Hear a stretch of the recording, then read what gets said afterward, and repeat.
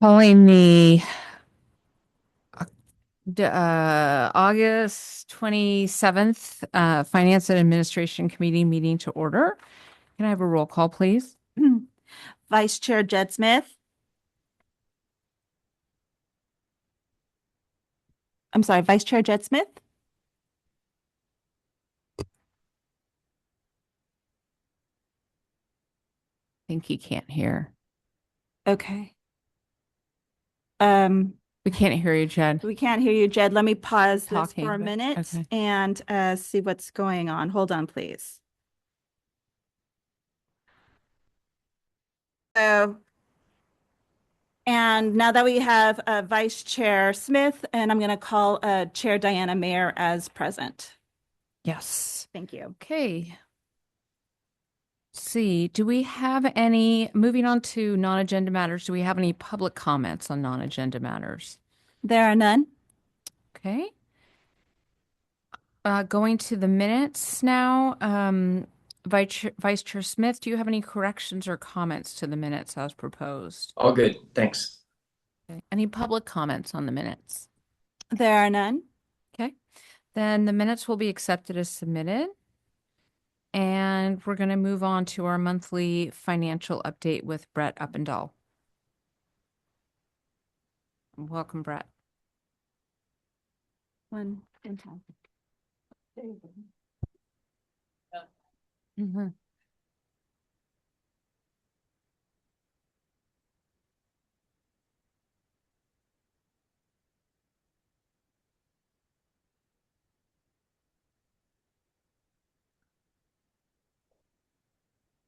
All right. Good morning, Chair Mayor, Vice Chair Smith. My name is Brett Uppendahl, Finance Director. This morning's first item that I have for you is our monthly financial update. This will be a little bit of a combo report in the sense that we do have information for our first month, which was July, for the new fiscal year 26-27. We also have preliminary results for the year end last year, fiscal 25-26. I'm going to focus mostly on last year's results because it's much more informative than just 1 month out of the year. And I will go pretty quickly through this because we've been talking about most of these topics Mm. throughout the last few months, and this is just kind of a conclusion and kind of getting on to the next step. So what's before you here is our fiscal year 25-26 full results of water sales and water fees. And so we can see here throughout the bottom line totals, consistent with most of the year, our fixed fees landed up right almost exactly where we expected them to, 100% of budget. And then our variable fees, our water sales and our watershed fee, were both below budget in the range of about 7 to 8%. Water sales had gone up and down. If you kind of look on the monthly budget actual, we had a couple tough months there in terms of low revenues in the wintertime, November, December. We made a lot of that ground back in March and April when weather was warm and we were producing more water for our customers. The somewhat bad news result of this is you look at June and we had only 84% of our budget in June. We were about $2.2 million short of our overall revenue. So that really kind of pulled the year-end results down. Kind of looking at the bottom line on water sales there at the bottom left, we ended the year about 9 million short in our revenues. That was within the range that we were projecting. It was the higher end in terms of the worst end of the range of projections, but it was within the range of projections that we had shared with the board in March and April. So it's still consistent with how we expected to end the year. And as you've heard me speak throughout this last few months, we do have offsetting expenditure savings. So we do still feel we're going to end the year in a pretty good position in terms of overall balance, revenues, and expenses. It's just that we really came in short that last month and throughout the year on our overall water sales. So again, this is, informative for last year. We will be bringing audited financial results to the board over the next few months. So we'll have more detail on this as we close the books. Our finance team is still working to process invoices and to work with our auditors to make sure we have everything buttoned up. But this does start to really inform kind of the trends and the projections for next year and for the next rate setting cycle. So this does kind of finish off what we were looking at throughout the fall, throughout the spring, I should say, and it really gets us geared up for what we're going to be doing this fall. Um, as expected, and as we've been talking about, the reason why water sales revenues came in short is because overall water consumption was short of projections. You can see here we ended the year with 20,048 acre feet of billed water consumption, which was actually a decline from the prior year. And so that was unexpected. We kind of expected a slow return back to that kind of longer term average. We've been highlighting this 10-year average, although 10-year average is not the best number to use overall. It's just informative for this slide. We were expecting a little bit of a rebound, a little bit of a slow growth back, but we didn't get it. We got a little bit of a decline. So again, that's something we'll be talking about in my third item today in terms of how that relates to projections going forward. But it does indicate that water sales tend to be, or water consumption tends to be coalescing around this last 2 to 3 year average, and that's going to be a number we'll probably be using going forward. One thing, Brett, we talked a lot of, as we were doing some of our water efficiency discussions about how we felt that the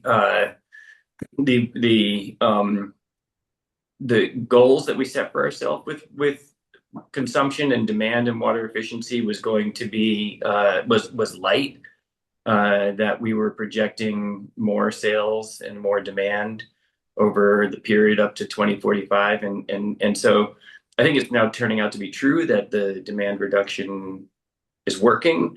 It just didn't trickle into either our supply conversation or our financial studies. So I'm really happy that it seems like there's a lot of reasons. I know that we're having lower demand, but I think we need to update our long-term financials as it looks at the impact of our water efficiency program as well, please.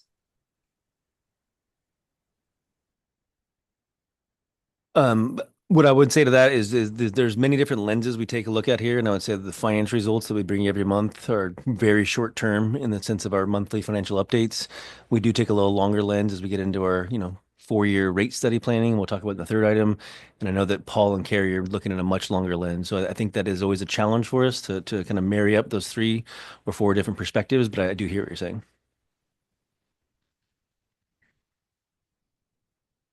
Any other questions before I move on to the current year results? Mm-mm. No. So current year, I'm not going to spend a lot of time on this. We only have 1 month, and it's only, even though we have 1 month, it's really only just half of a cycle of billing. So we don't have a lot of pertinent information here. This just sets the stage for the next couple months as we start talking about budget to actual moving forward. So there's not really a lot to highlight here. I can read off the percentages if you want, but I think the gist of this is this is the very beginning of the fiscal year. Revenues and expenses, we are going into the year expecting our revenues to be a little bit low. I talked about that last year as well, in the sense that we know that demand has been low to my last point, and so we are expecting the same general conversation throughout this year in the sense that revenues will be a little lower than expected, and we'll be looking to make sure that our expenses are matching that. And so that's what you'll be hearing me talk about in the next couple months. These are the expenses here.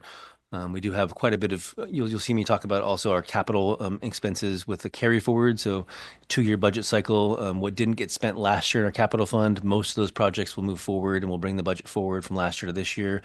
As we mentioned many times, a lot of our capital projects have a different life cycle. It's not just one fiscal year. They can last 2, 3, maybe 4 years sometimes between the different phases. So there is a whole function of the annual budget being supplemented by the prior year carry forward or rollover budget. You'll see that in coming months as well. And again, 1 month here. The good news is that the 1 month we did have was a good month. We were above budget in terms of overall water sales. So, a little bit of a kind of a glimmer of good hope for the year. Although we do need to wait till we get through the next 3 or 4 months to really kind of find a trend here. And again, you can see the same general correlation of water sales being better than this is just 1 month. This is comparing all of the Julys of the last 10 years. That was a relatively good July in terms of over the 10-year average. First time we've seen that in a while. And in terms of a significant increase from last year. So again, trends can go up and down, very weather related, very seasonal. And that's something we are looking at. And I'll talk more about that in my third item today.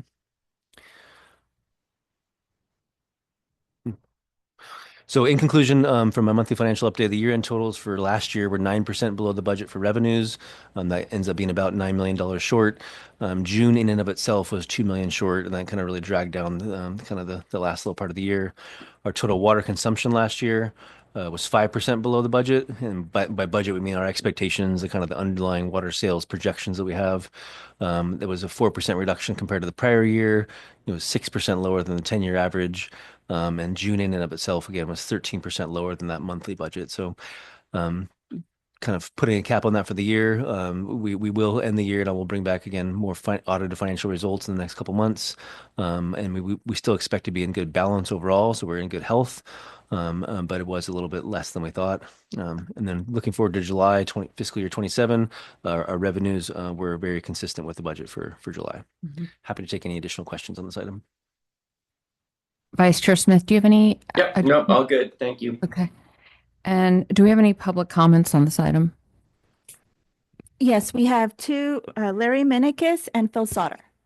Yeah, I'll be brief. Good morning. And to Director Smith's comments, I mean, we're down here by 9% and $9 million down from the projection. And I think as we go into the item after this, the rate setting process, I think it's important to remember that when we went into the last rate setting process, that a certain amount of that reduction came from the rate setting process itself.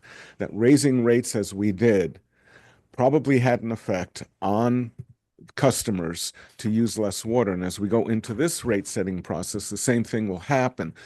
So it could compound on the reduction in use, and in going into that, you need to think about that so that there isn't a big shortfall going into the next 4 or 5 years here. Thank you. Thank you. Mr. Sauter? Yeah, thanks for the presentation. I'm glad to see that July sales were ahead of budget. It looks like we're projecting a 60% increase in August sales over July sales, and I hope that comes to pass. One thing that caught my attention is that fiscal 26 was 4% below fiscal 25 in terms of water consumption. If past trends were the norm, we should have been continuing a rebound from the 2021 drought, but that rebound seems to have been interrupted in fiscal 26. There's an annual consumption chart later in today's rate setting presentation that better shows the 2021 drought rebound versus the 2014 drought rebound. And I hope we'll be able to discuss what's different this time around. It could be that customer usage patterns are changing, and our forecasts and plans will need to adapt to reflect that. Today's our broom pulling day in the valley, and I may need to drop off before that presentation, but please keep an eye out for slide 10 in the rate setting presentation. It may shed some light on why sales were off last year and whether that trend will continue. Thank you. Thank you. There are no further speakers. And let's move on to agenda item 3C, which is the quarterly investment update. Thank you. I do not have a presentation for this. This is a required quarterly report per district policy. And so I will just say that as of the end of the fiscal year, June 30th, 2026, our investment portfolio had an overall market value of 126.3 million. That is spread largely between our investments in the local agency investment fund, LAIF, with 71.6 million in LAIF. We also have increased our overall kind of usage of CAMP, which is the new investment vehicle we introduced last year. There's a California asset management pool. And we still do have a little bit in our money market fund. We made about 4%, 3.92% last year, which was very good for us. You heard me talk about our revenues from rates being short last year. We actually were about double the budget in terms of our overall investment earnings. We had a budget of 2.2 million. We ended up with an actual 4.4 million in overall investment earnings. That really helped buffer some of the losses we had on water sales. We expected rates to come down throughout the year, and they did not. They stayed persistently right around that 4% mark, which was great in terms of an overall buffer, again, against our water sales. We will have to take a look at that going forward to try to figure out what the right expectation is for long-term interest rates. Conservatively, we expect them to go down over time, although the last month or two in the bond markets have certainly gotten people's attention. So nonetheless, good news story here. We made 4.4 million in our overall investment earnings. A large part of that was due to our changes in policy, and that helped offset some of our revenue shortfalls. Happy to take any questions. All good. Thank you. Brett, when you talk about changes in policy, are you talking about a year ago or so when we made some switches in terms of the kinds of investment vehicles okay. That's exactly right. Yeah. Okay, great. Do we have any public comment on this item? There are none. Great. So let's move on to agenda item 3D, which is the water rate setting update.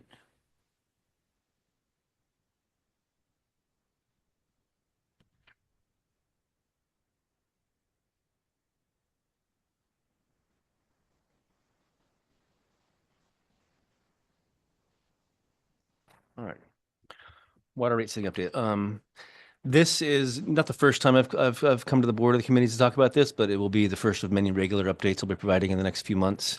Typically what's going to happen is I'll bring things to the finance committee. We'll talk through it, and then I'll also bring it to the full board a couple weeks later. So you will hear me talk about this again in a few weeks and continuing to get more and more detail. Today is kind of another refresher on where we're at with the rate study process. We'll talk about the demand trends, as I talked about in my first item, how that incorporates or how that gets incorporated into the overall rate study. Today, I'll talk a little bit more about expenditure drivers. So it's kind of the underlying financial plan, which in terms of rate setting, we'll talk about it in a minute. The revenue requirement is kind of a backwards way of saying how much money we have to bring to match our expenditures. And so the revenue requirement is really a financial plan projection. So that's what I'm going to talk through that today. And then we'll talk about the next steps and what the board and the public can expect in the next few months.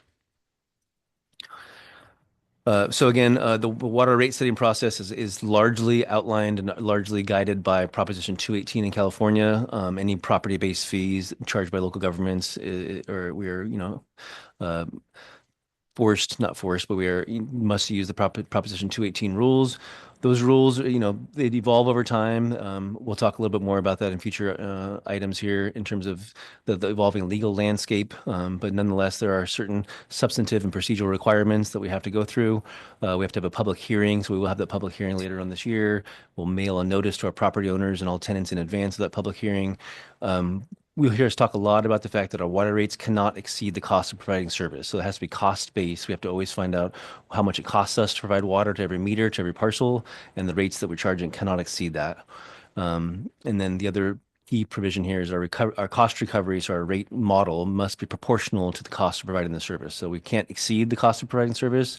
We also have to devise a rate scheme that's proportional amongst all of our customers. We talk about the revenue requirement, and so we have to bring in enough revenue here through our rates to fund our ongoing operations and maintenance, to fund our capital improvements, including our deferred maintenance. We have to pay our debt service for prior debt issuances, and we also use that to pay for our water supply enhancements looking forward. This is kind of a graphic outline of where we're at in the rate study process. So we're smack dab in the middle of the overall cycle. We're kind of doing three things at once there, all those things in green. We're taking a look at, our current policies. We're looking at our rate structure overall. We're taking a look at those around us, comparing ourselves to other districts and other water agencies.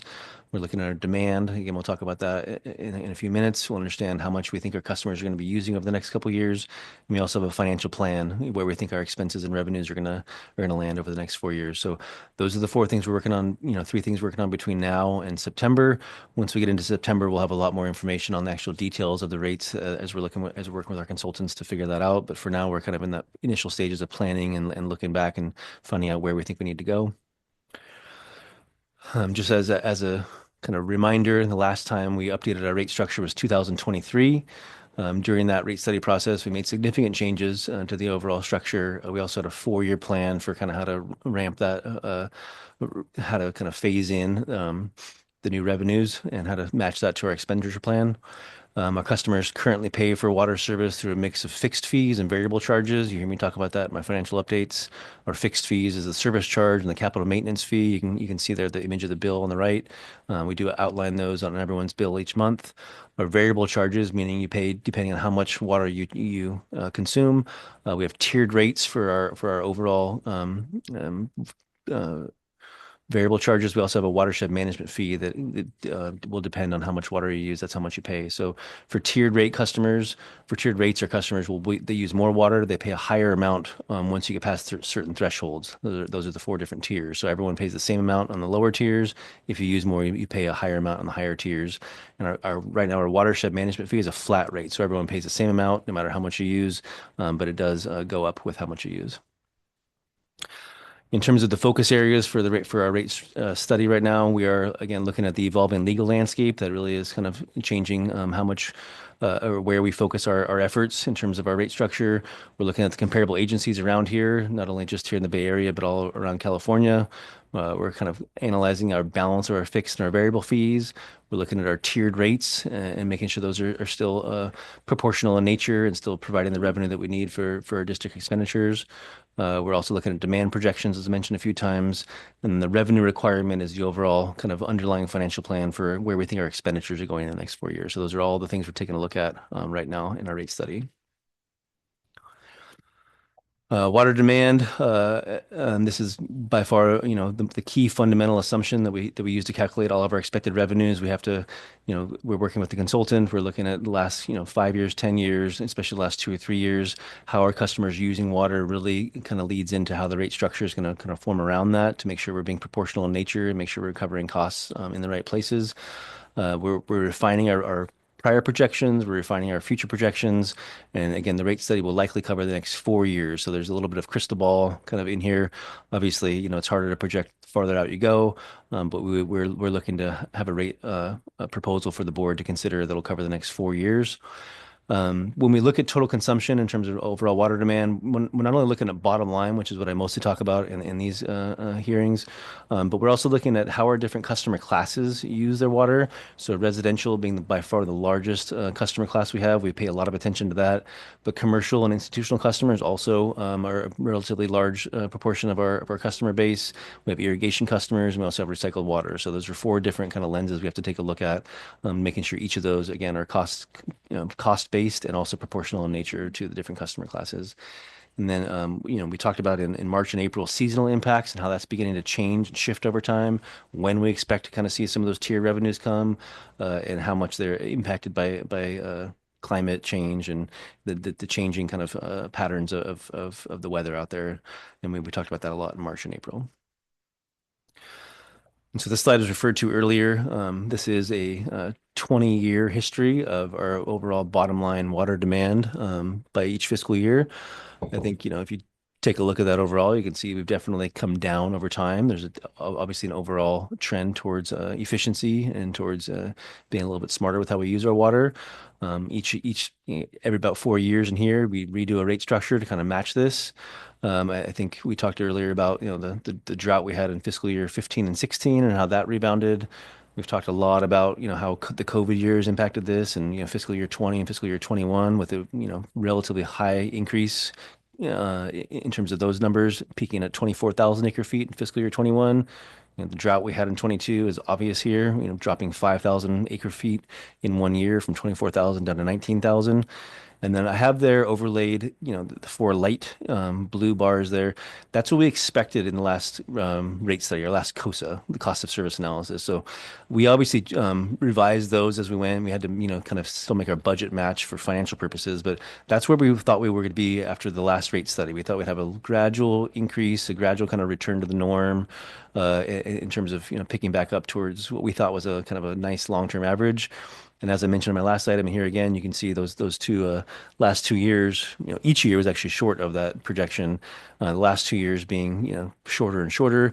And then fiscal year 26 in particular, 20,048 actually being a decline. So, we're really going to hone in on fiscal 24, 25, and 26 going forward. Those seem to be, telling us something about the overall demand in terms of bottom line, but that is much lower. And so, anytime you have a lower overall demand, there's a basic math that goes into this. If we have expenditures that we have to cover, revenues have to come in, and you divide it by the units. The units in this case is the CCF, so the overall water use. So when demand goes down, generally speaking, unit prices have to come up. So that's what we're taking a look at here and being very mindful of in terms of how it impacts our customers and how it impacts the long-term trends here for the district. But I mean, as the bottom line notes there say, fiscal year 26 demand was 8% below the projections of our last COSA.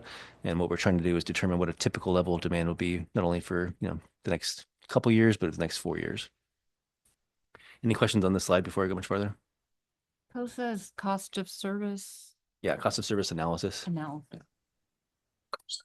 Jed, any questions? No, all good. Thank you. Okay. So I'm going to flip over to expenditure drivers here. Again, this is more financial plan kind of basics. For reference here, our current fiscal year 27 budget is 188 million. It's roughly broken up into these categories. We have our personnel services, which is our staff, which is a biggest part of our budget, 32%, $60 million a year in that category.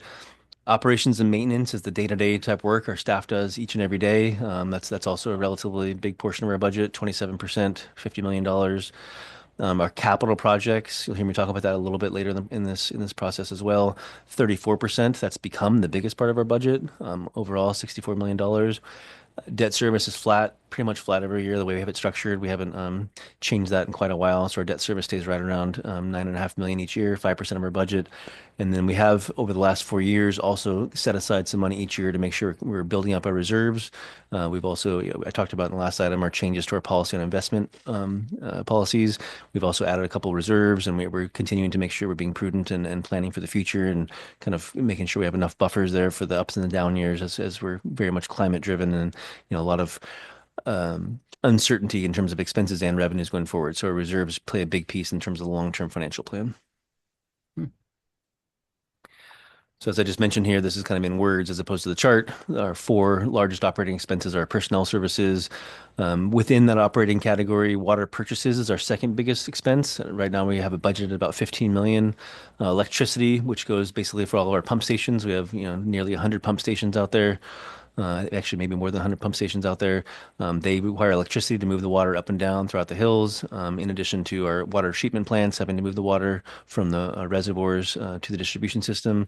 And we also, as I'll talk about later, we have pump stations that bring in water from Sonoma from the north. So a lot of electricity. We are, a big part of our budget is through our utilities and MCE.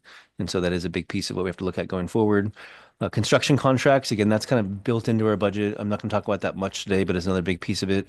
That's basically just what we have to do when we have main breaks. We have to go out there, we have to fix it, we got to patch it, we got to, clean everything up. So construction contracts are a big piece of kind of the everyday response to when we do have main breaks. That's another big item in our budget.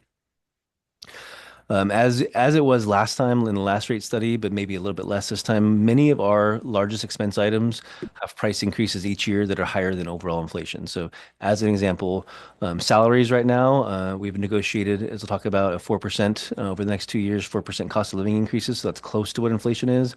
Healthcare premiums, on the other hand, they've been about double what inflation is. They've been 8 to 10% in the last 3 years. And water purchases, again, a large item in our budget coming from Sonoma, those have increased about 7.5% per year over the last 5 years, 7.5% per year. So all of that is well in excess of what this is, and this is just overall inflation. So this slide is just more of a reference slide. This is the Bay Area inflation overall. I have highlighted the kind of the last 3 or 4 year average of 2.7%. We've seen a couple little spikes here and there into the threes, almost four, but most all these numbers since 2023 have been lower than 4%. That's kind of like a marker I have in my mind. Most of these are lower than 4%. Most of the things we spend our money on are higher than 4%. Interesting, to kind of look back and see where things were in 2022. I mean, we had some pretty high inflation there in 2022, and that was leading us into the last COSA, right? The last COSA we did was 2023. If you kind of rewind your mind back to that, we were looking at those kind of numbers and thinking, wow, this is some, it's going to have a lot of pressure in terms of inflationary pressure on our budget. Fortunately, that's come down into a more manageable range. One of those things you just have to do is kind of match your expenses and revenues over time, and you don't want to be too far out of line. And so you can see here that, we've kind of coalesced the last couple of years right around this 2, 3, maybe 4% range of inflation overall. And again, that's just a reference compared to the inflation that we see and the things that we spend our money on, because we spend our money on different things. Personnel costs, I mentioned this a few times. So our cost of living adjustments are negotiated as part of our MOU. We have 4% already agreed upon for the next 2 years. Pensions are very highly correlated to our overall salaries. When we have to make our required contributions to CalPERS, they mark it as a percent of our actual salaries. So when salaries go up, our pension costs go up as well. And there's a long-term math that they give us there. So we have to be mindful of what assumptions CalPERS has for long-term salary increases and kind of how they catch up. I would mention that I'll talk about this a little bit, as well as our OPEB trust, our healthcare trust. Those are long-term actuarial studies that have a lot of smoothing to them, and they have a lot of kind of layering. So they tend to be lagging in terms of when the effects come. in this case, the lag is good because the markets have been pretty favorable to CalPERS the last couple of years. They assume a 6.8% annual return, and in each of the past 3 years, they've exceeded that return. So that's good news for us overall.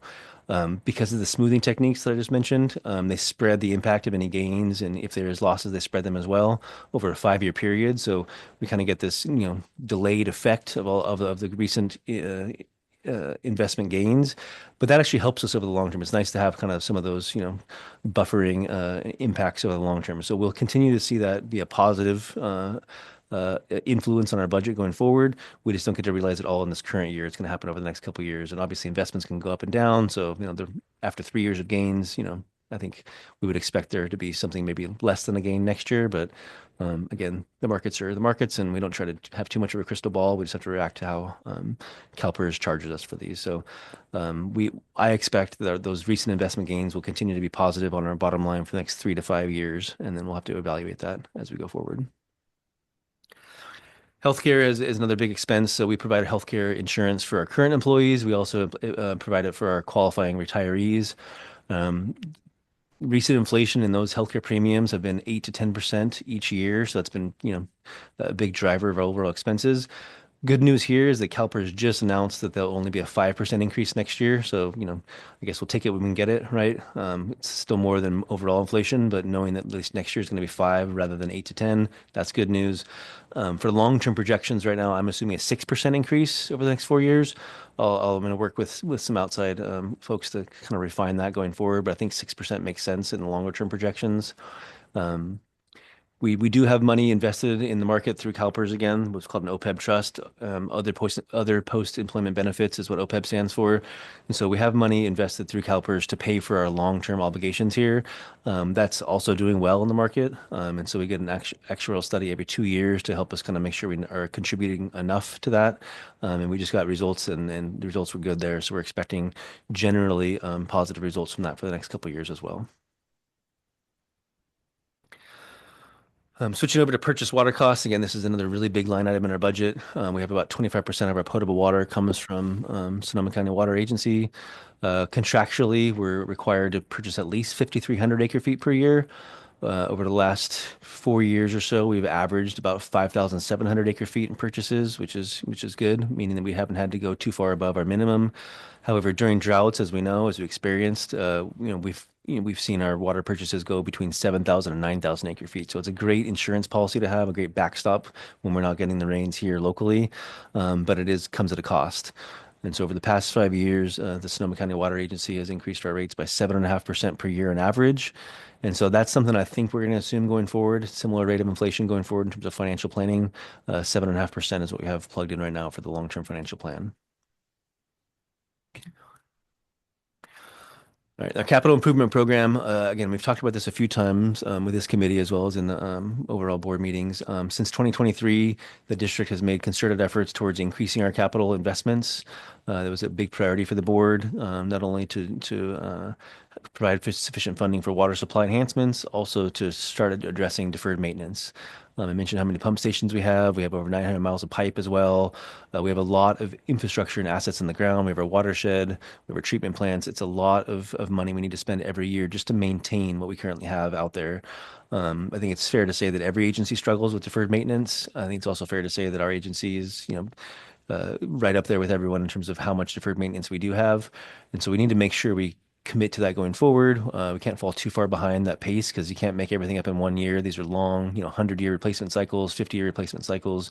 It really is kind of a long-term effort. We have to keep the prioritization going in terms of where we spend our money on deferred maintenance, as well as improvements. We need also to improve our infrastructure out there as well. So we have intentionally increased our capital budget there, like you see, from 24 million to 65 million, nearly tripling it. I'll note that, we're talking about rate setting here. So, within that money, within those dollar figures, 24 to 65 million, part of that is grants. And it's been great to be able to secure so many grants to help us, especially in the watershed. We also have what's called the fire flow parcel tax that gives us additional $4.5 million a year that's spent on specific projects that are outlined by the county fire chiefs. So those are also, funding sources that aren't rate related. So, backing ourselves up into what do we need to get out of rates, our rate funded increase for capital went from 19 million, if you take out those other sources, to 58 million. And so that really is a tripling of our overall rate funded capital investments. And again, that covers our annual maintenance and replacement. It covers deferred maintenance, large scale projects like the Gibson tanks, the Pine Mountain Tunnel tanks, as well as our water supply enhancements that we're working on diligently. For planning purposes, and we've talked about this a couple of times, to help balance the budget and to help maintain a good balance in terms of how much funding we're putting aside and how much we can actually get done each year in our capital program. We're assuming a $5 to $7 million reduction in the CIP over the next 4 years.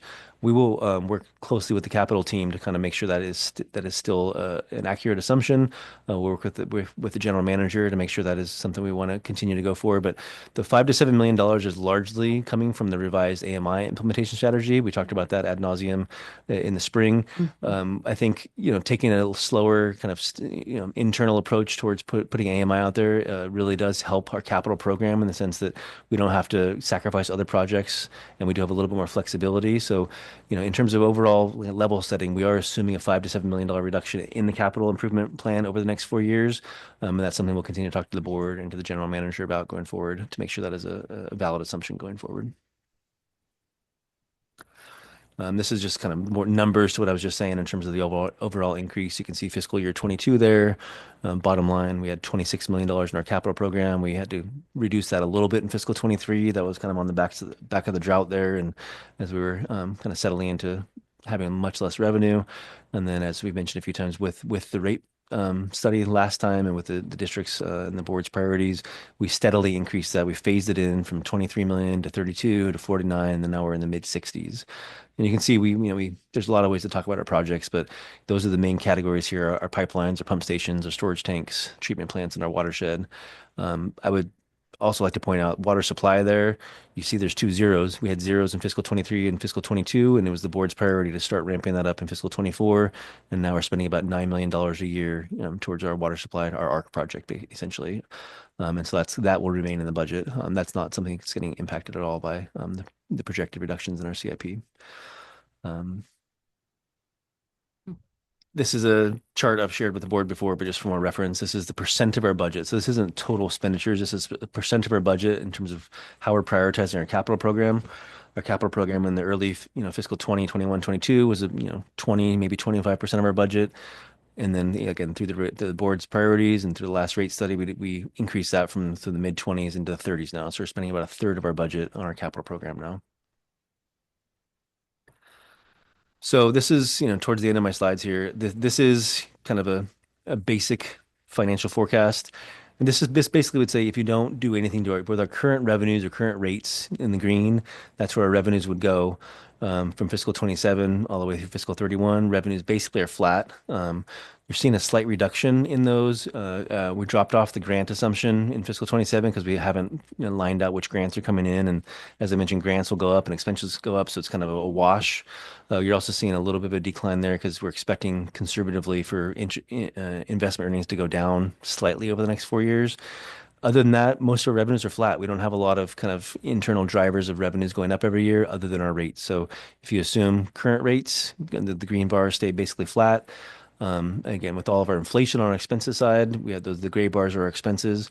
When you have inflation every year in these big items, from personnel services to water purchases to just run-of-the-mill, operating expenses, there's compound inflation over time, and you can see it's not a good picture if you don't have rate increases that match your expenses. So in our current assumptions, even with those expenses there, that's only an overall increase of 2% per year. I mean, it's a little bit magnified in this because of the scaling I have here.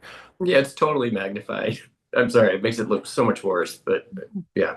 If you started at 0 to 180 instead of 155 to 180, this chart would look different. It does look different. And part of that's just because it's easier to see when we're in presentations, easier to kind of see where that goes. Certainly you can scale it down to 0 and it's just small increases, but I'm trying to highlight where it's 2% a year. 2% a year in expenses, flat on revenues, right? Zoomed in essentially to the top of those charts. So, looking at the bottom line, and again, this is not, we're getting way ahead of ourselves in terms of overall, rate packages. But if you just look at bottom line financial planning, if you want to make the green bars there match the gray, you have to increase overall revenues by somewhere between 4 and 6% per year. And there's timing there, and there's, where the revenues come from, but 4 to 6% per year is the revenue requirement. We need to look at our rate package and find out how we make enough money to match our expenses, or vice versa, how you cut expenses to match your revenues. But if you assume these expenses and you assume these, inflation drivers, then the bottom line is the rate revenues that we bring in need to increase by about 4 to 6% per year over the next 4 years. And so that's kind of our initial take as we're working with our consultants and our other advisors on this in terms of where we need to have the overall revenues increase. There's a lot more to it that we'll get into down the road in terms of how those happen, but the overall revenue increase needs to be between 4 and 6% per year. So next steps, final slide here. We're working with our consultant right now to analyze the data I've just shared with you. We're reviewing our rate structure. We'll continue doing that for the next couple months here. I'm going to continue to refine long-term financial projections. I will be meeting with all of our different departments over the next few months, talk about their budget and kind of more individualized impacts of where they're thinking they need to spend money, not only just inflationary pressures, but where do we need to increase our services? What do our customers need from us? I'm also working with the capital team to kind of make sure the funding levels are appropriate over the next 4 years there. We will provide regular updates to the board and also in this committee throughout the next couple months. So you'll be hearing from me quite a bit. We'll also work closely with Jesse and the communications team to make sure we're conducting public outreach so the public knows where we're at with this whole process. We expect to finalize our rate structure recommendations in early 2027, maybe a little before that. There's a lot of work to be doing, but I think we'll finalize those in early 2027, meaning around January or so. And then we will schedule a public hearing. We'll take feedback from the board, from the public, and we'll ask the board to consider approving the recommended changes to water rates in the spring or maybe early summer of 2027. Great. And that concludes my report. I'm happy to take any questions. Vice Chair Smith, do you have any questions? Yeah, Brent, I think it would be helpful to have as deep dive a view of budget versus actuals and versus previous years of each of the expense line items. So as when you look at the revenue shortfall compared to budget in previous years, it tells a really important story, and obviously we need to be looking at the other side as deeply. One suggestion would be to separate out operating budget versus capital. We kind of mix it, right? Because we're using, as you say, rate payers revenue for capital projects. But that's just not just keeping the lights on, right? Those are decisions, those are investments, some is maintenance and obviously long-term and important. But I think it'd be good to know just what it takes, what's our positive or negative cash flow, and what levers do we have? We may not have many, but what levers do we have? It's usually either hiring, it could be other ways that we can look at savings. I've suggested, and I hope that we encourage our staff to come up with different ways that we can spend less and come up with ideas and give awards and rewards for that. I gather we might actually not be having our election posted with Marin County, which might be possible to do since there's 3 non-contested candidates. And if that goes through, that could save 6 figures, over $100,000, which I gather East Bay Mud and others have done. So things like that, where we can save tremendous amounts of money that comes from ideas, let's promote it. Let's reward it. Let's encourage our staff to come up with ideas, because we really need to start to have an increased focus on the expense side. Similar on the capital budget front, some of these capital budget decisions that we made 2 years ago have to change. And I know we made the shift with AMI, given the savings that we saw with that. But it would be good to look at all of our capital commitments right now that we've approved and relook at them. We have to, because the revenue outlook obviously is different. The demand is different. And so we need to make sure we readjust our thoughts about what we can spend from a capital perspective. So revenue this year versus last year and previous years in budget, expenses from an operating perspective this year versus last year versus budget, and that'll give you some bottom line understanding of where our shortfalls are and what our levers are.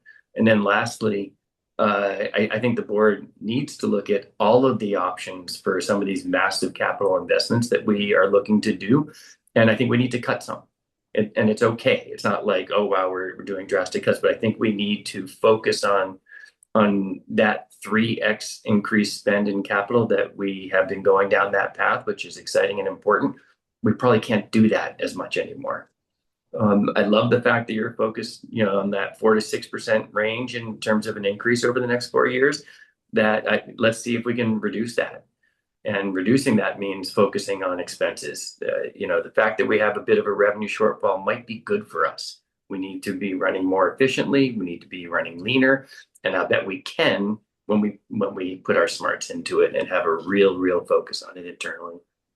So I look forward to that. And listen, I got a couple of months here. I'd love to lock arms and do as much as I can to help us create that path forward. Thank you. I just had a question about what it would seem to me there'd be some potential overlap in operations and maintenance and capital projects. Are there things that could go in either category? I mean, I think that's exactly right. I think, staff probably doesn't think about that as much as the finance people do in terms of capital and operating. I think, we have our accounting rules we have to do between the two, and we like to keep them separate because you want to make sure you're not commingling too much. But I would say if you asked most people around here, most of our staff, they would say they're kind of one and the same. We're fixing things, we're improving things, we're working every day to keep things moving. Whether or not the accountants make you put it in the capital fund or the operating fund, it's probably less important to them than actually doing their work. As a general practice, though, it is really good to separate those two because, as I mentioned in my financial report, capital projects, when you're really doing the big capital projects, those can have a longer life cycle, and you need to be able to plan for those differently than you do kind of the day-to-day type fixing of things. And so, financial planning purposes, you want to separate them. Accounting, you have to separate them. But I think you're right in the sense that the day-to-day work is the day-to-day work. And, whether we're fixing something on the operating side, we have a couple guys out there fixing something, or whether we're contracting out for a big pipe project, it's still just the work that the district does every day to keep the water flowing. Interesting. Okay. Do we have any public comment on this item? Yes, we have a few. Larry Minikis and Phil Sauter to start off with. Yes, good morning again. I want to point out that looking at comparable districts in the Bay Area, the 5 to 6.5% area is the sweet spot, and that's what we're seeing with other districts. I also want to say that when we look at this, there's a couple of things. One, maybe it's time to look again at the watershed management fee and perhaps bounce that up a bit to Director Sampson's comments a few weeks ago about wanting to see prescribed burning, which was beautiful yesterday, by the way, watching that. Go from 1,000 to 2,000 acres a year would be fantastic, but it's going to take money. And perhaps even the watershed management fee might deserve some renaming for fire fuels reduction and watershed management. It's just a thought there. The other thing is, as we go into this and we're looking at about a 5 to 6% increase or 4 to 6% increase, it doesn't necessarily mean that each tier has to go up by that amount.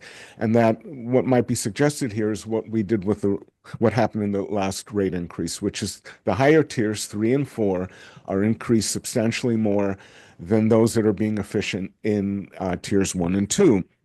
And I think that one of the most important things here is the financial stability of Marin Water going forward, keeping it affordable for efficient households, but also having a strong economic incentive for conservation when consumption increases. And I think if we do that, we won't have to squeeze so hard. We want to make sure that there is money, especially for, as Brett pointed out, deferred maintenance, which is a big number, which is only going to need to be addressed more and more going forward. And with that, thank you so much. Thank you. Mr. Phil Sauter. Yes, thank you, Brett. I wonder if you could put slide 10 back on the screen. It's a graphic representation of demand trends for the past 20 years, and it may reflect some changes in customer usage patterns that we'll need to be aware of. There are a couple of things that stand out for me.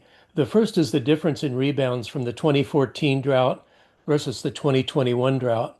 The rebound from the recent 2021 drought seems weaker than the rebound from the 2014 drought. For a while, it looked like demand from the 2014 drought might return to 2014 levels after 7 years. After the 2021 drought, however, the decline seems steeper and the rebound seems slower. The other thing that stands out for me is that demand in each of the past 4 years has stayed below our projections from the last cost of service analysis. At the bottom of slide 10, there's an objective to determine what a typical level of demand will be for the next 4 years. Of course, this is important as it affects our future sales revenue as well as water supply planning. One thought was that there may be an opportunity to dig into the data a little deeper and see if we can better understand what's happening and why and what we should do about it. I'd like to suggest a couple of additional ways to look at these 20-year trends to see what additional insights we can glean. First, we could look at the same 20-year demand data with one chart showing 6 months of winter usage for each of the 20 years and a second chart showing 6 months of summer usage for each of the 20 years. That could give us a pretty good idea of how much indoor water contributes to total demand and how stable it is over time. And the same demand and stability or lack of stability information will show up in the summer water chart. Second, we could look at the same 20-year demand data with a chart for each of our three major customer groups: single-family residential users, multifamily residential users, and CII users. That would let us know how steady the demand is from each of these groups and support better forecasts. That would be 5 new charts, but I believe AI could make quick work of it. Once we have the graphic data and can visualize how these trends change over the years, I think we'll better understand how much demand is steady and reliable throughout the years, how much fluctuates, what demand trends are likely to continue from one year to the next, and how much demand is contingent on unpredictable weather trends. This data should be helpful for budgeting, for setting rates, for managing demand, and for meeting future supply needs. Thank you. And I also wanted to comment on this on the fact that over the last 20 years or 30 years, I think Marin Water has seen a steady decline as customers use water more wisely. And although that looks like our numbers are coming down, I think that's a healthy thing because we are living within a reliable Thank you, system. Susanna. Anyway, The next speaker is Eric's iPad. Well, this is Eric Groves. Eric Groves. Can you hear me? Yes, sir. Two points. The element of the expenditures which relates to infrastructure seems to be increasing in proportion over time. And obviously for the operations, there's a trade-off between replacing a large section of pipe and then which doesn't require necessarily a lot of standard operations people versus actually playing just a spot welding each little spot that breaks up. And I think it would be wise to sort of actually put those things together in that sense, because those are really all operations expenditures. They are not necessarily capital expenditures in the sense that you're increasing the capacity of the MMWD system. So I would like to see more of that thought through. Number two is, this is the very largest, I think probably the largest landholder in Marin County.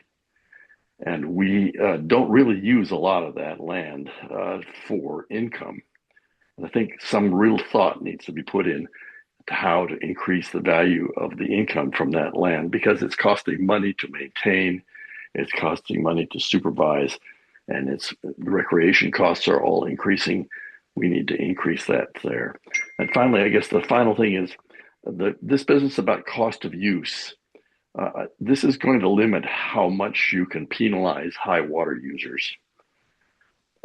It's really a real limitation. I'd like to see a proper discussion of that so that we don't get confused about what's possible in terms of penalizing high water users. Thank you. Thank you. There are no further speakers. Vice Chair Smith, do you have anything else you wanted to say? No, I think the last comment actually was helpful, Brett. It's kind of what I was talking about, which is some of our capital expenditures clearly kind of overlap into operating in terms of just regular maintenance. And some are real decisions about investing long term. So it's really the time horizon around the capital expenditures that could use a little bit more of a look. Thank you. All good. I had just a couple of further comments, Brett, I wanted to make that came up around different comments people have made that I thought were really helpful. One, I like the idea of taking a look at what we're calling these fees. I think that there could be, just given how much pushback there is on fees and how important they are and what we're funding, like I love the idea of maybe a fire fuels reduction, something in there so people understand. They, I mean, I just think that that is the kind of thing that people like, that means something to them more than maintenance fee. So I really like that idea, and that makes me want to kind of do a deeper dive and look at what we're calling our fees and see if there's other opportunities there. I also thought that Larry's comment about, and I'm sure you're considering this, but the idea of how much the price increase has affected demand, and then that could be compounded even more. So that's something I think to take into consideration. I think that might have been my last thought. I was just going to say to this last speaker we had that the whole idea of not penalizing high water users is very much going into this equation and understood as part of Proposition 218 and part of what we'll need to take into account to make sure that this sticks and it's not legally challenged, or at least maybe legally challenged no matter what we do, but at least we would win that legal challenge. I think that's all I have. No further public comments? None. Great. So our next Finance and Administration Committee meeting is scheduled for September 24th, 2026. And we are adjourned. Thank you.